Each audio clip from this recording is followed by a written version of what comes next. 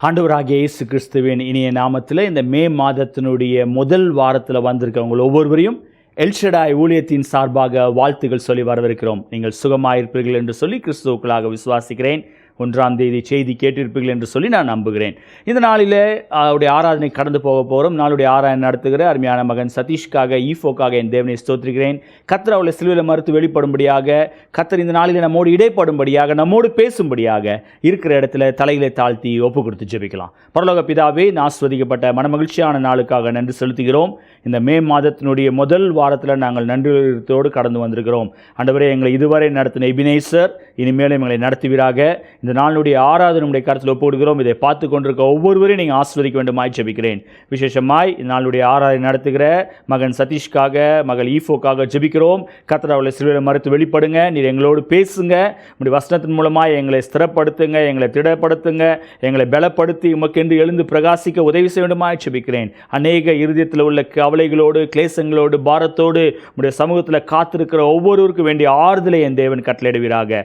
ஆண்டவரே சப்பா, உங்கள் நாமத்துக்கு மகிமையான ஒரு ஆராதனையாக இது அமைய உதவி செய்யுங்க. எல்லா துதி கன மகிமை உங்கள் ஒருவருக்கே செலுத்துகிறோம். இயேசு மூலமாய் ஜெபிக்கிறோம் நல்ல பிதாவே, ஆமென், ஆமென். இப்பொழுதும் ஆராதனைகளை போவோம். கரங்களை தட்டி உற்சாகமாய் பாடுவோம். கர்த்தர் பெரிய காரியங்களை செய்வார். ஆமென். ஆண்டவராகிய இயேசு கிறிஸ்துவின் நாமத்தினாலே இந்த ஆராதனை பார்க்க வந்திருக்கிற உங்கள் ஒவ்வொருவருக்கும் என் நன்றிகளை தெரிவித்துக் கொள்கிறேன். இந்த மாதத்திலே முதல் வாரத்தில் ஆண்டவர் நம்மை கொண்டு வந்து வைத்திருக்கிறார்.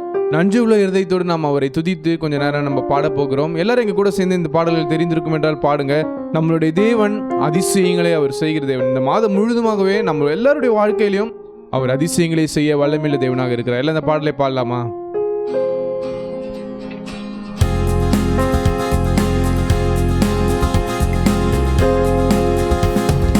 அதிசயங்கள் செய்கிறவர் நம் அருகில் இருக்கிறார். அற்புதங்கள் செய்கிறவர் நமக்குள் இருக்கிறார்.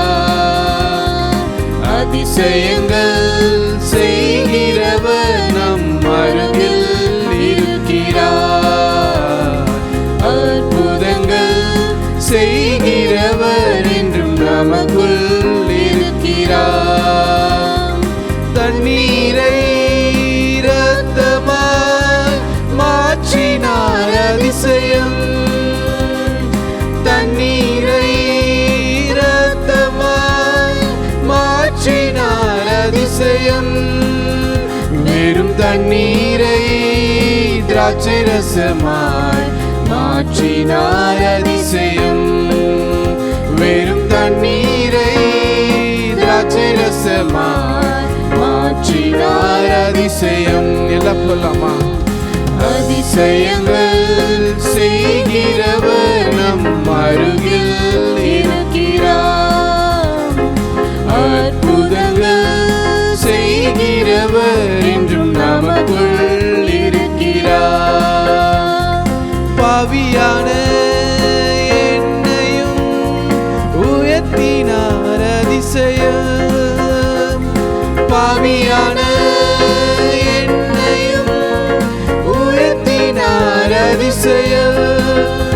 ஏழையின் மீது நேசக்கரம் நீட்டினார் அதிசயம்.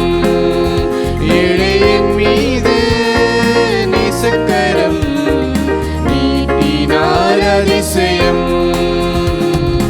அதிசயங்கள் செய்கிறவர் நம் அருகில் இருக்கிறார். அற்புதங்கள் செய்கிறவர் என்றும் நமக்குள் இருக்கிறார். மறுபடியும் சொல்லாமா? அதிசயங்கள் செய்கிறவர் நம் அருகில் இருக்கிறார்.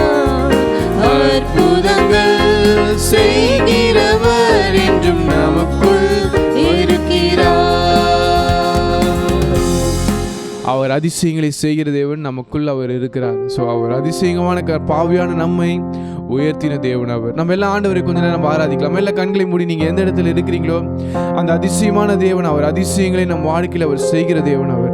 அவரை நோக்கி நம்ம கொஞ்ச நேரம் நம்ம துதிக்கலாம், ஆண்டவரை துதிக்கலாம், எல்லாம் அவர் ஆராதிக்கலாமா? அவர் அதிசயமான காரியங்களை செய்கிறவர் அவர்.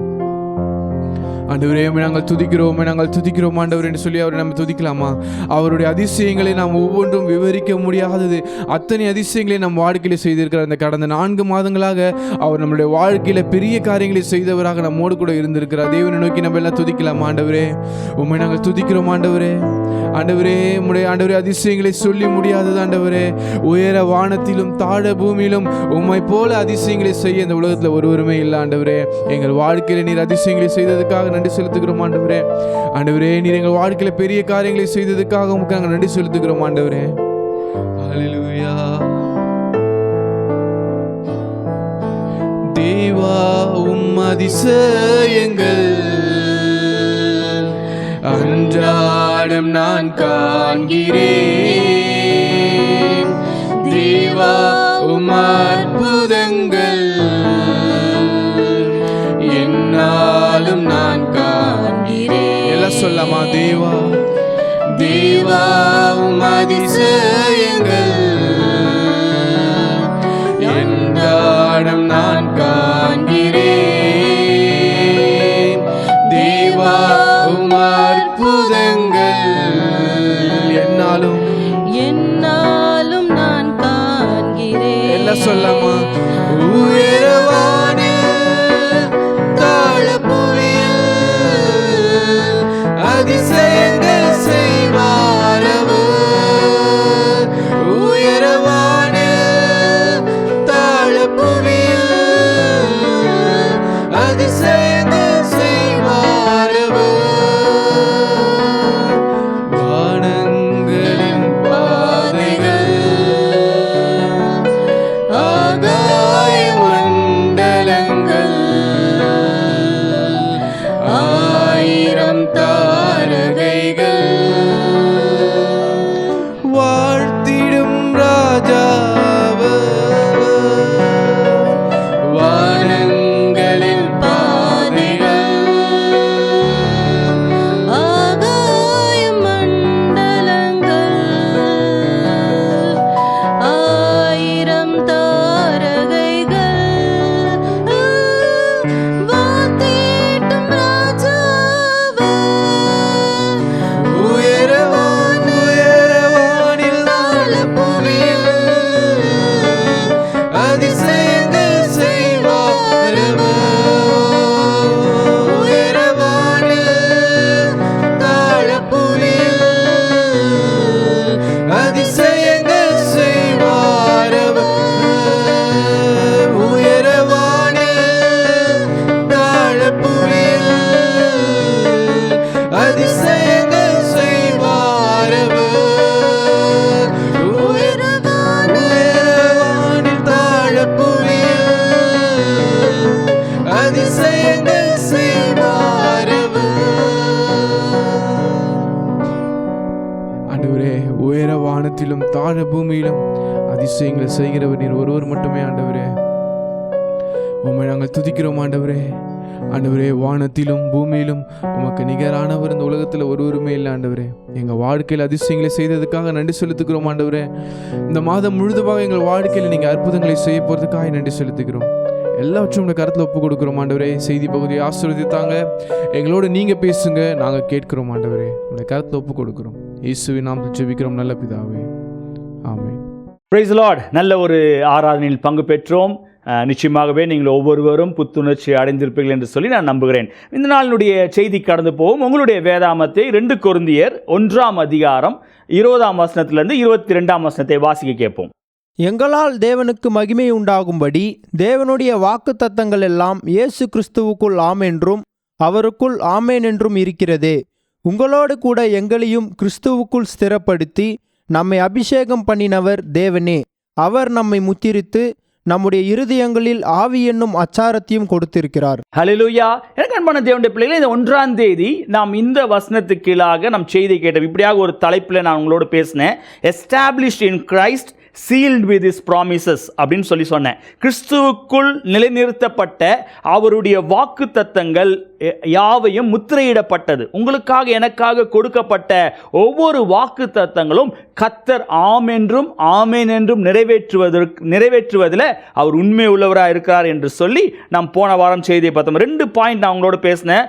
All God's promise are yes in Christ. கிறிஸ்துவுக்குள்ளாக எல்லா தேவனுடைய வாக்கு தத்தங்களும் ஆம் என்று முடியக்கூடியதாக அதை நிறைவேற்ற வல்லமை உள்ளவர் என்பதை பார்த்தோம். அது மாத்திரமல்ல, அவர் எல்லா விதத்திலும் அங்கீகரிக்க நிலைநிறுத்தக்கூடியவராய் God established us in Christ. கிறிஸ்துவுக்குள்ளாக உங்களையும் என்னையும் நிலைநிறுத்தக்கூடியவராய் இருக்கிறார் என்று சொல்லி நாம் போன வாரம் செய்தியை பார்த்தோம். இன்றைக்கு அதனுடைய தொடர்ச்சியாக 21ஆம் வசனத்தை வாசிக்க கேட்போம்.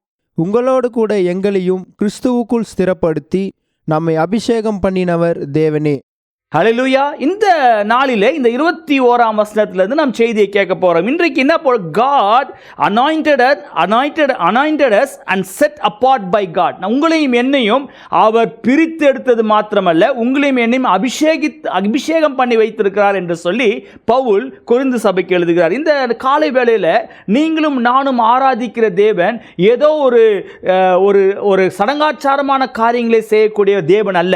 உங்களையும் என்னையும் அவர் தெரிந்து கொண்ட நோக்கம், உங்களையும் என்னையும் பிரித்து எடுத்த நோக்கம், உங்களுக்கும் எனக்கும் கொடுத்த வாக்கு தத்தத்தின் நோக்கம், உங்களையும் என்னையும் அபிஷேகம் பண்ணி அவருக்கென்று வாழும்படியாக பிரித்து எடுத்து வைத்திருக்கார். இதாக இப்படியா போட்டிருக்கேன், anointed and set apart by God. உங்களையும் என்னையும் அவர் பிரித்து வைத்தது காரணமே உங்களை அபிஷேகம் பண்ணி உங்களுக்குள்ள ஒரு வித்தியாசத்தை ஏற்படுத்தக்கூடியவராக இருக்கார். அதனால தான் உலகத்தில் உள்ளவர்களை காட்டிலும் கிறிஸ்துவுக்குள்ளாக இருக்கிற நீங்களும் நானும் விலையேற பெற்றவர்களாய், விசேஷம் உள்ளவர்களாய், அப்பா பிதாவே என்று கூப்பிடுகிற புத்திர சுவிகார ஆவியை பெற்றவர்களாக இருக்கிறோம். ஒருவேளை இந்த கால வேளையில் இந்த செய்தியை கேட்டுக்கொண்டிருக்க உங்க ஒவ்வொருவருடைய வாழ்க்கையிலும் ஒருவேளை கிறிஸ்துவினுடைய அன்பை விட்டு தூரமாக போயிருப்பீர்கள் என்றால், கிறிஸ்து உங்களை அபிஷேகம் பண்ண நோக்கமே உங்களை பிரித்து எடுத்து அவருக்குள்ளாக நிலைநிறுத்தும்படியாக உங்களை தீர்மானம். ஒரு வசனத்தை வாசிக்கலாம். 1 யோவான் 2ஆம் அதிகாரம் 20ஆம் வசனமும் 27ஆம் வசனத்தை வாசிக்க கேட்போம். 1 யோவான் 2ஆம் அதிகாரம் 20-27.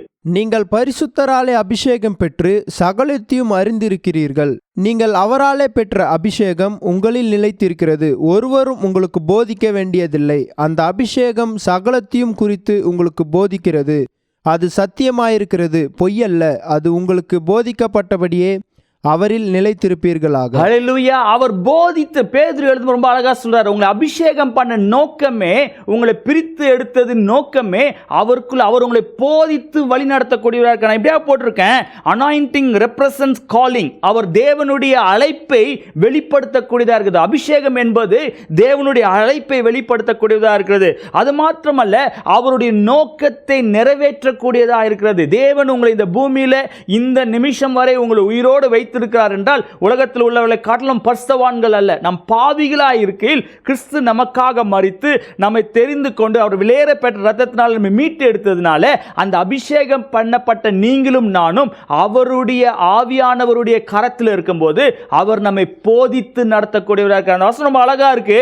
அவர் நம்மை போதித்து, யோவான் அழகா எழுதுறாரு, அவர் நம்மை போதித்து நடத்தக்கூடியவர், ஆவியானவர் நம்மை வழி நடத்தக்கூடியவராக இருக்கார். சங்கீதக்காரன் தன்னுடைய அனுபவத்திலிருந்து சொல்லும்போது 32:8 எல்லாருக்கும் தெரிஞ்ச வசனம், I will instruct you and teach you என்று சொல்லப்பட்டிருக்கு. நான் உனக்கு போதித்து நீ நடக்க வேண்டிய வழியை உனக்கு காட்டுவேன் என்று சொல்லப்பட்டிருக்கு. காரணம், ஆவியானவர் உங்களையும் என்னையும் பிரித்து எடுத்ததின் நோக்கம், தெரிந்து கொண்டதின் நோக்கம் அவருடைய சித்தத்தை வெளிப்படுத்தும்படியாக. we are sealed in Christ. கிறிஸ்துவுக்குள்ளாக நாம் முத்திரையிடப்பட்டவளாய் இருக்கிறதுனால அவர் நம்மை பிரித்து எடுத்திருக்கார். இந்த கால வேளையில உங்களுடைய எண்ணங்கள், உங்களுடைய கவலைகள், உங்களுடைய பிரச்சனைகளை பார்க்காதபடி கர்த்தர் உங்களுக்கு கொடுத்த வாக்கு தத்தத்தை அவர் நிறைவேற்றுவதில் உண்மை உள்ளவராக இருக்கிறார் என்பதை அறிந்து அந்த வாக்கு தத்தங்கள் முத்திரையிடப்பட்டது, அது எனக்கென்று கொடுக்கப்பட்டது, அவர் நிச்சயமாக எனக்குள் நிறைவேற்றுவார் என்று சொல்லி நாம் விசுவாசிக்கக்கூடியவர்களாக இருக்கிறோம். ஒருவேளை தாமதமாகலாம், அவர் கொடுத்த வாக்கு தத்தங்கள் நிறைவேறுவதற்கு கொஞ்சம் தாமதமாகலாம். ஆனால் அவர் தாமதம் பண்ணுகிறவராகவே இல்லாமல் ஏற்ற காலத்தில் நிறைவேற்றுவதில் அவர் உண்மை உள்ளவராக இருக்கார். இரண்டாவது ஒரு காரியத்தை பார்க்க போறோம். உங்களுடைய வாழ்க்கையில், என்னுடைய வாழ்க்கையில் அவர் முத்திரையிடப்பட்டது மாத்திரமல்ல, ஆவியானவர் நம்மை நடத்துவதற்கான ஒரு கேரண்டி கொடுக்கிறார். நான் இப்படியே எழுதியிருக்கேன், sealed and given the spirit as a guarantee. அதே அதிகாரத்தில் பார்க்கும்போது வாசிங்க, 1 பேதுரு 5ஆம் அதிகாரம் 10ஆம் வசனத்தை வாசிங்க. கிறிஸ்து இயேசுவுக்குள் நம்மை தமது நித்திய மகிமைக்கு அழைத்தவராயிருக்கிற சகல கிருபையும் பொருந்திய தேவன் தாமே கொஞ்ச காலம் பாட அனுபவிக்கிற உங்களை சீர்படுத்தி ஸ்திரப்படுத்தி பலப்படுத்தி நிலைநிறுத்துவாராக. ஹல்லேலூயா. என்ன பண்றாராம் பேதுரு? அருமா எழுதுறாரு, உங்களை சீர்படுத்தி ஸ்திரப்படுத்தி நிலைப்படுத்தி உங்களை ஒவ்வொரு நாளும் வழி நடத்துவதில் அவர் உண்மையுள்ளவர் இருக்கார். ஸோ ரெண்டாவது காரியம் இந்த காலவெளியில் நாம் பார்க்க தீர்மானித்த காரியம், உங்களை establish in Christ sealed with this promise என்ற தலைப்பில் நாம் போன வாரம் பார்த்தோம்.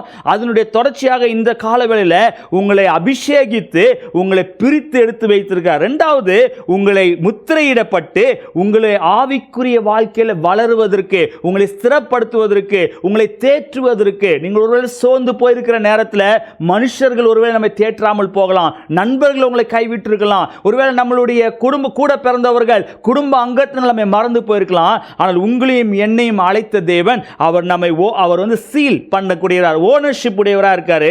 அது மாத்திரமல்ல, ஒரு ஆத்தென்டிக்கலாக, ஒரு செக்யூரிட்டியாக உங்களுக்கும் எனக்கும் ஒரு பாதுகாப்பை கொடுத்து உங்களை ஸ்திரப்படுத்தி அவர் நிலைநிறுத்துவதில் அவர் உண்மையுள்ளவராக இருக்கார் என்று சொல்லி பார்க்கிறோம். இந்த கால வேளையில் இந்த செய்தியை கேட்டுக்கொண்டிருக்க அருமையான தேவனுடைய பிள்ளைகளே, உங்களுடைய வாழ்க்கையில் கைவிடப்பட்ட நிலைமையில் இருக்கிறேன்னு சொல்லி நீங்கள் யோசிப்பீர்கள் என்றால் உங்களை நான் உற்சாகப்படுத்த விரும்புகிறேன். உங்களை அழைத்தவர் உண்மையுள்ளவர். உங்களுக்கு கொடுத்த வாக்கு தத்தத்தை நிறைவேற்றுவதில் அவர் உண்மையுள்ளவராக இருக்கார். உங்களை முத்திரையிடப்பட்டவளாக, நீங்கள் தேவனுக்கென்று பிரித்து எடுக்கப்பட்டவளாக, தேவன் உங்களை ஒவ்வொரு நாளும் நடத்தும்படி, உறுதியாய் உங்களை நடத்தும்படி, பாதியில் விடுகிற தேவன் அல்ல, உறுதியாய் உங்களை நடத்தி உங்களை வழி நடத்துவதில் அவர் உண்மையுள்ளவர். அந்த தேவனுக்கு நன்றி செலுத்தி, ஆண்டவரே இந்த மாதத்தில் என்னை இப்படியாக நீங்கள் நடத்துங்க, எனக்கு கொடுத்த வாக்கு தத்தத்தை ஆமென் என்றும் நிறைவேற்றி கொடுங்க என்று சொல்லி கேட்போம். கர்த்தர் நிச்சயமாகவே பெரிய காரியங்களை செய்ய வல்லமையுள்ளவராக. ஒப்பு கொடுத்து ஜெபிக்கலாமா? நல்ல ஆண்டவரே, இந்த அருமையான வேலைக்காக நன்றி செலுத்துகிறோம். இந்த அருமையான மனமகிழ்ச்சியான நாளில் நீர் எங்களோடு இடைப்பட்டதுக்காக நன்றி ஆண்டவரே.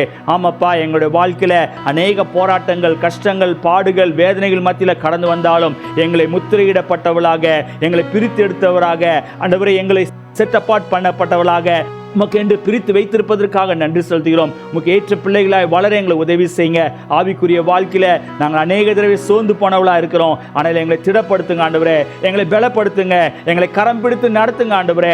நான் உனக்கு போதித்து நடக்க வேண்டிய வழியை உனக்கு காட்டுவேன் என்று சொன்ன தேவன், எங்களுடைய எல்லா குழப்பத்தின் மத்தியில் ஆண்டவரே, கேள்விகளுக்கு பதில் இல்லாது இருக்கிற நேரத்தில் நீர் பதிலாய் மாறி எங்கள் ஜெபத்துக்கு பதில் கொடுப்பீராக. ஆமென் என்றும் வாக்குத்தத்தத்தை நிறைவேற்றி கொடுக்க வேண்டுமாய் ஜெபிக்கிறேன். வந்திருக்கிற ஒவ்வொருவரையும் விசேஷமாய் பார்த்து கொண்டிருக்க ஒவ்வொருவரையும் நீங்க ஆசீர்வதிப்பீராக. அப்படியாக செய்ய போறபடினாலே ஸ்தோத்திரம். பெரிய காரியம் நடப்பித்துக் கொடுங்க. இயேசு மூலமாய் ஜெபிக்கிறோம் நல்ல பிதாவே, ஆமென். என் ஆத்துமாவே கர்த்தரை ஸ்தோத்திரி, என் முழுவதுமே அவருடைய பரிசுநாமத்தை ஸ்தோத்திரி. என் ஆத்துமாவே கர்த்தரை ஸ்தோத்திரி, அவர் செய்த சகல உபகாரங்களையும் மறவாதே.